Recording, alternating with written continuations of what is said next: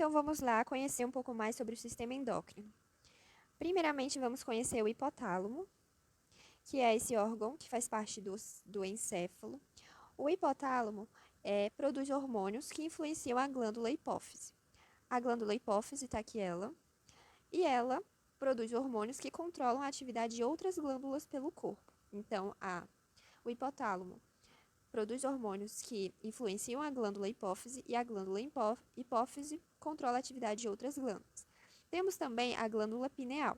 A glândula pineal produz hormônios como a melatonina, que atua avisando o nosso corpo se é dia ou se é noite, induzindo, por exemplo, o sono. Existem outras funções também para a glândula pineal, mas essa é uma das principais funções. Temos também, pessoal, a glândula tireoide, que é uma glândula que se encontra aqui. Essa glândula produz hormônios que regulam o metabolismo do nosso corpo, o nosso crescimento, o nosso peso e também agem em órgãos importantes do nosso corpo. Quando a tireoide não está funcionando adequadamente, pode liberar hormônios em excesso ou insuficientes. O hormônio que a tireoide libera é a tiroxina.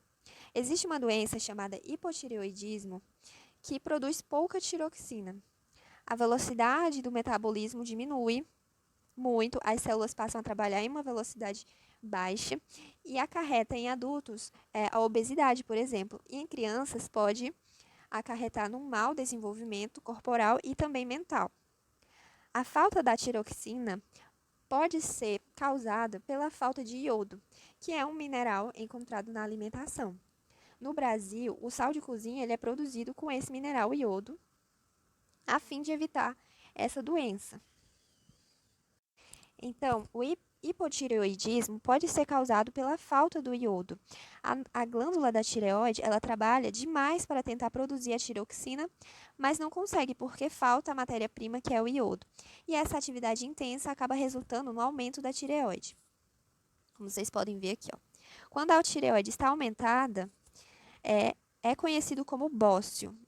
Então, o bócio caracteriza-se por um crescimento exagerado da.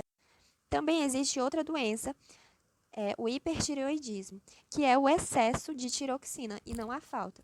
Então, esse excesso acaba acelerando demais o metabolismo e a pessoa acaba perdendo muita massa corporal. Vejam só agora as glândulas suprarrenais, elas ficam aqui em cima dos rins.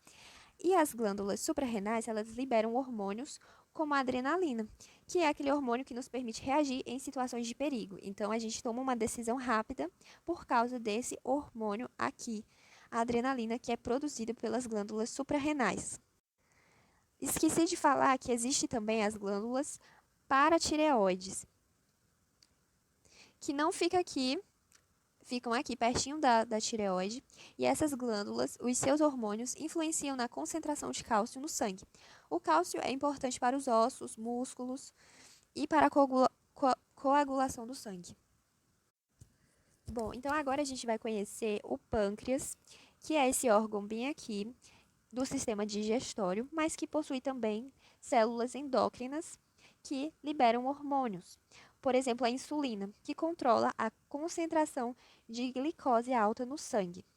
Pois a concentração de glicose ela não pode ser nem alta e nem baixa, porque a glicose é uma fonte de energia.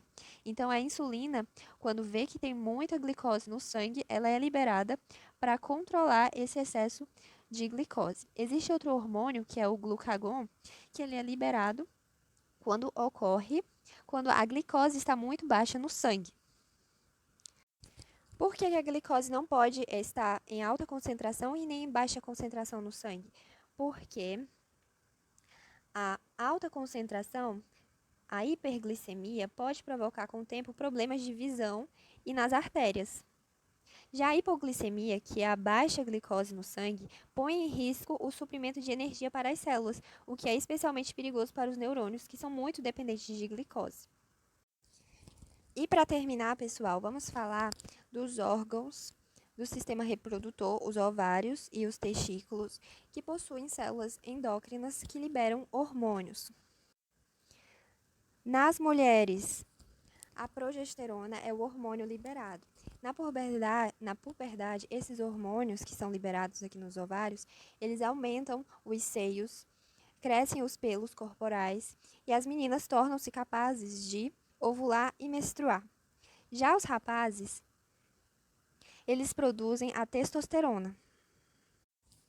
Então, os meninos passam a produzir espermatozoides, a voz se modifica, os pelos crescem, todas aquelas modificações que eu já falei anteriormente. Essas modificações, elas são desencadeadas por esses hormônios. Nas mulheres, os hormônios femininos é progesterona e nos homens, hormônios masculinos como a testosterona. Então é isso, pessoal. Esse é o sistema endócrino. Até mais.